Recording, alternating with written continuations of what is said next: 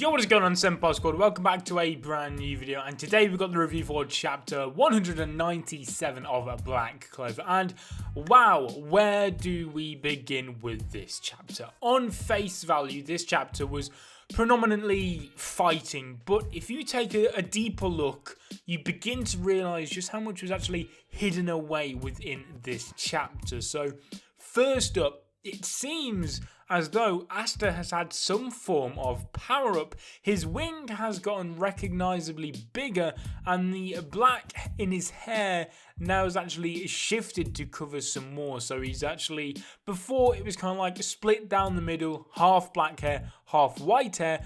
But you can see towards the end of this chapter that his black hair is actually kind of shifted to past the halfway point, which is, it may not mean much, but it is interesting to see that now that he's in contact with this demon, and the demon himself was actually commenting on it, that he is resonating with his mana, that it seems as though Asta's demon power is getting some form of buff. From the very little we see of Asta in this state, like I said, it seems he's been buffed ever so slightly. His flying is presumably better now that he's got a larger wing. It's hard to tell, of course, with still images, so you may have to wait for the anime on that one, or unless it is actually physically stated in the chapters. His strength has improved, being able to withstand the vacuum wall now.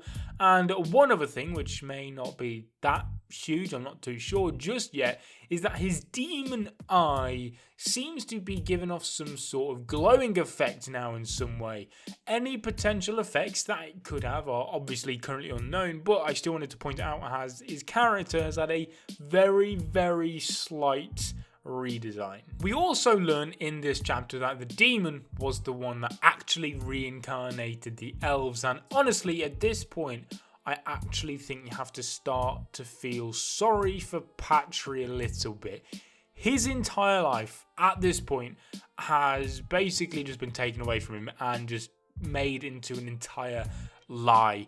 He lived his life believing that that is what he wanted. He believed it was all for the good of the elves and for Licht, only for it to be revealed that Licht never ever would have wanted any of what Patry has created, and that all of this is for the demon all along, and that horrific ideology in Patry's head was actually implanted there from the very beginning by this demon or devil.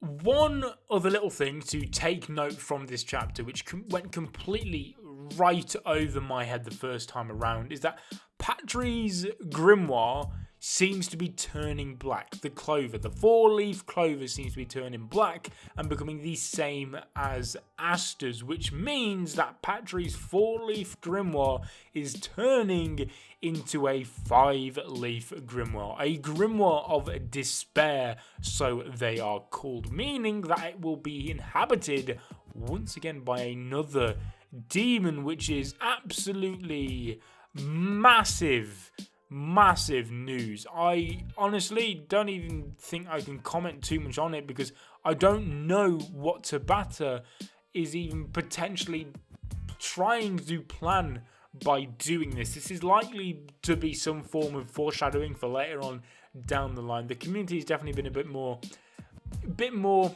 open and analytical now with these random little tiny panels, now that we know how crazy Tabata gets with this foreshadowing. So it'll be very interesting to see what direction he takes that in. Something that has sent the community into a Code Red-esque breakdown is who I believe to be Raya. I'm not too sure. I couldn't quite make out who it was either way, but it's not too important. But they claim that the Licht inside Yuno is finally coming out, or something along those lines. And obviously that makes it sound as though Yuno is the actual reincarnation of Licht, which is a popular theory. I think the more popular theory is that he's the son, or the reincarnated son of Licht, but I don't want to comment too much on this one, purely for the fact that I think there's a lot of potential here that this could be some form of mistranslation, or some form of, bad wording on the writer's behalf. And I think I'll leave this review off with this one. This demon is unconceivably stronger than anyone we have ever seen in the Black Clover universe so far, literally by an absolute landslide. It's not even funny. He literally just played around with Patry like he was some food, just some food on a plate, you know. And Patry is easily one of the strongest characters we've had yet. I mean, this guy literally disposed of the Wizard King. Like, Julius was crazy strong. Patry defeated him, and now this demon has just come along and just folded Patry like he's just some dirty clothes or something. It's absolutely incredible to see what direction this is going to actually go in, because at the end of the chapter, Asta and Yuno seem to land a blow on the demon, but the likelihood that that is actually going to have any effect on him at all, yeah, I think that is extremely low for sure. I can't wait to see what happens next week. This chapter, the next chapter, can't come quick enough. It's absolutely unbelievable. I should probably actually end off on this note instead, actually, that the art in this chapter, yet again, as always with Tabata, was absolutely insane.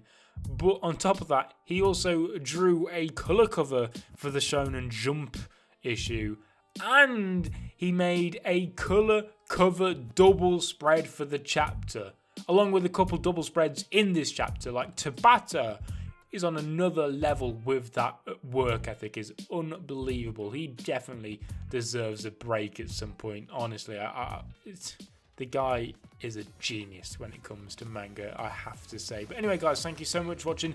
Leave a like on the video if you enjoyed. Subscribe if you're not already to become a member of the Senpai Squad.